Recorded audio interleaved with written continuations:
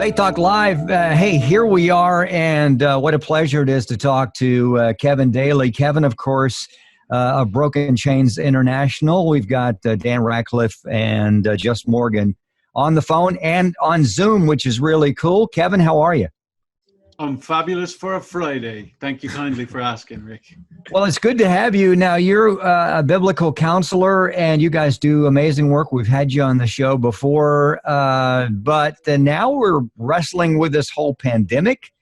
We are quarantined at home. Obviously, you can see us in our proper places, our proper studios. In our pajamas, if you will. So. Yeah, we need counseling. So after we're over, you'll have to help us. But what's going on in your world, and what are people asking? I'm assuming that you're still doing counseling. Are you doing it one-on-one, or face-to-face? Are you doing it Skype? What are you doing? Yeah, great question. Yeah, so obviously, this is a time where people are really anxious and worried and fearful. And so the beauty about technology is, we offer video sessions and phone sessions. And so many are transitioning from face-to-face in-office meetings to phone and video. And so some are canceling, but most are either transitioning or actually coming in. Yeah.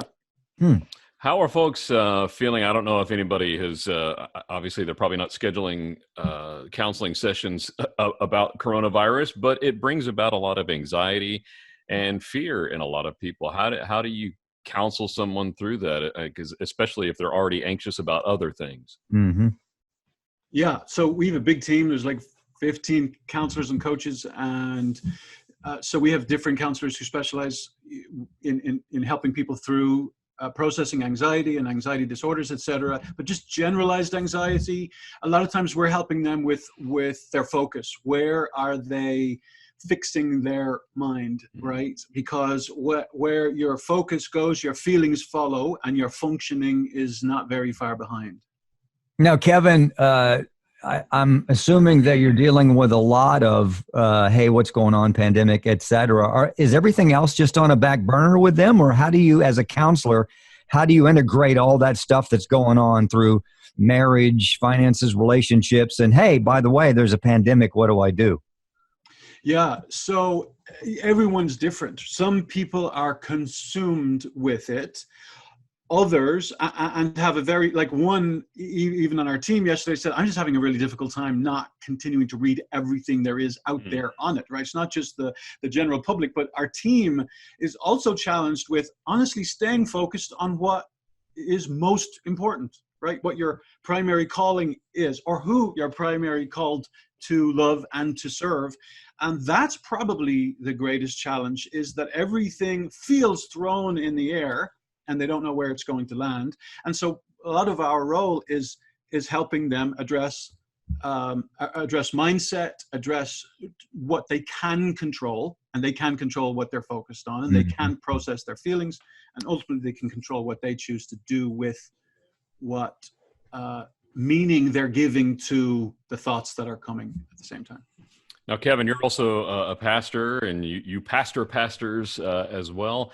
How, as a pastor, when pastors are talking to their congregations, especially who are also dealing with fear, and this is an unprecedented time for us, as a pastor, how would you encourage your flock and encourage pastors to shepherd their flock through this? Yeah, I would. I mean, one of the things around focus is reminding yourself of what is absolutely true, reminding yourself of who is still in control, right? Your maker's still in control. He's still on the throne. This hasn't taken him by as much shock as it's taken the rest of us. I would remind them to encourage their people that while fear is contagious, hope is more contagious. And we just let fear run amok, as we say in Ireland, right? Yeah. So I would be encouraging them to find ways to instill hope into their people. I would encourage them to be reminding their people about what vision is, right? Without vision, people perish.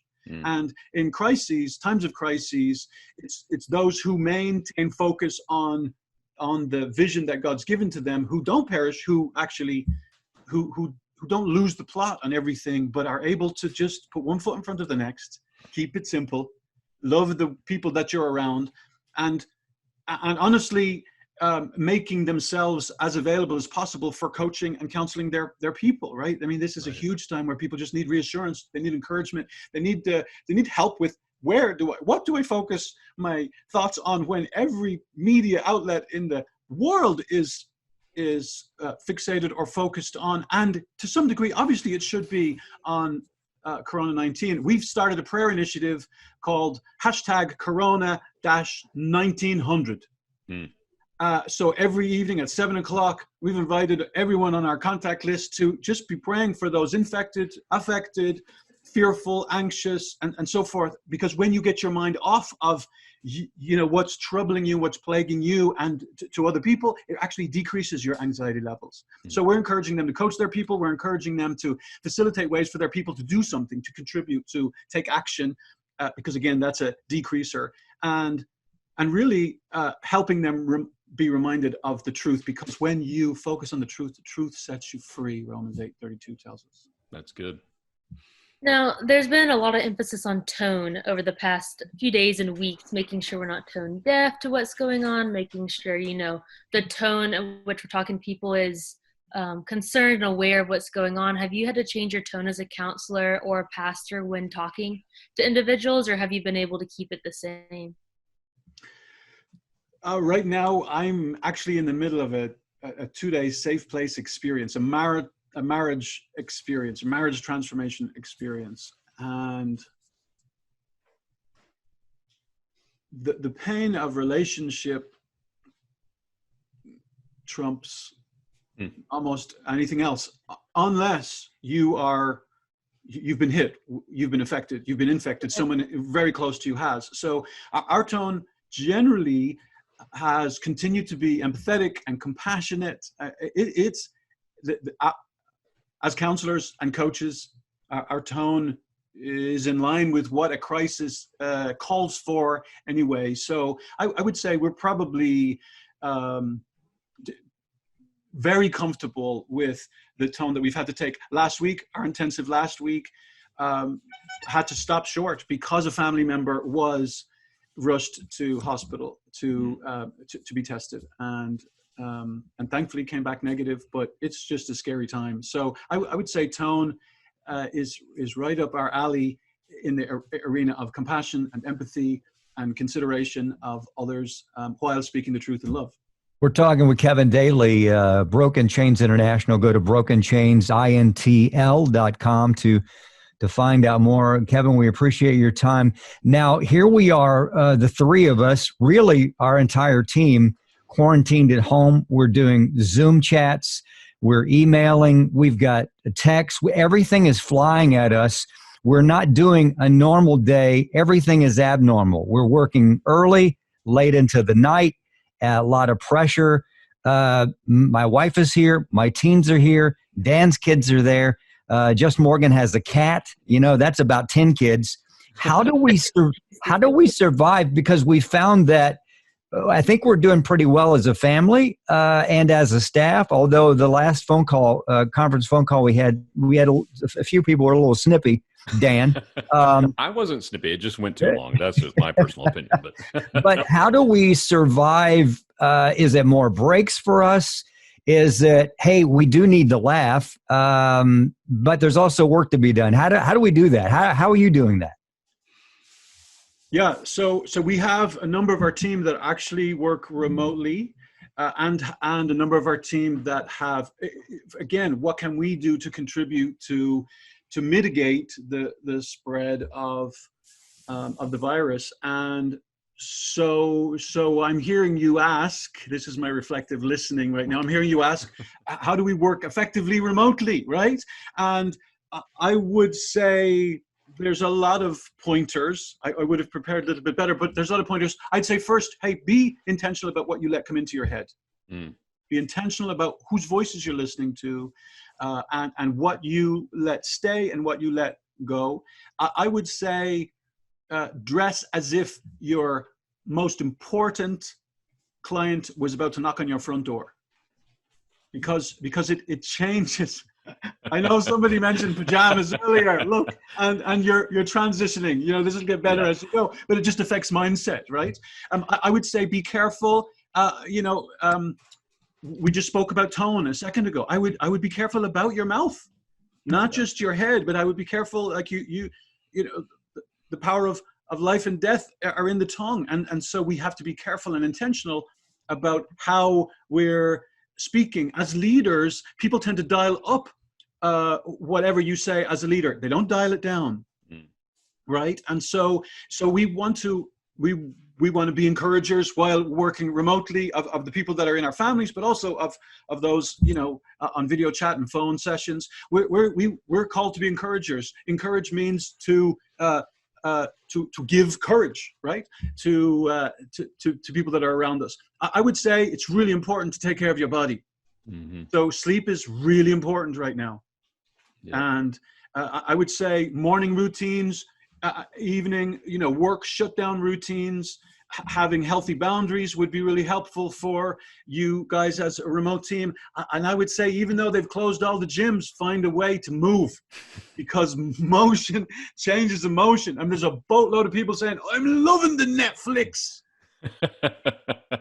I see fingers pointing and elbows shaking, virtual. I don't know who he's pointing at there, yeah, but you know. On my screen, it's to my documents on the side of my.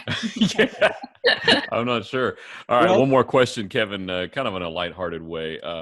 Obviously, it's easy to get lost in what day is it anyway when you're not at work and in your normal routine. The other day, it was St. Patrick's Day, and I'm like, I completely forgot it's St. Patrick's Day. You're Irish. How did you celebrate?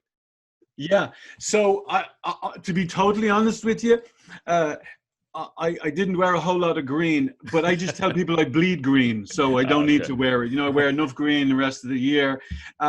We usually, I had the tricolor on my plate for dinner. I will tell you that. That's good. Had some spuds, had some meat, and I had some veggies. And right. You know, we Irish were pretty easy to please. So we had a good evening together. We are moving house in the middle of all of this. So you can just imagine, like, rhythm, routine, rituals. All my exercise is getting done by moving house. So picked a great time to move, didn't you? Kevin Daly of Broken Chains International. Kevin, real quick, how can folks that need counseling get with you? What can they do? They can call 800-910-5060, 800-910-5060, extension 1. We'll connect them with our client care coordinators, and they'll take great care of you and just let you know about the different options that we have for in-office, phone, video, intensive programs, or our coaching programs. And we'd be honored to help you live free and love well in the midst of this crisis and out the other side. Kevin, we'd love to get back with you in a couple of weeks to see how we're doing, or you can see how we're doing, and we can see how you are doing, and keep eating those spuds. Hey, we will be right back. It is Faith Talk Live. I'm Rick Probst. I'm Dan Ratcliffe. I'm Jess Morgan. Stay there.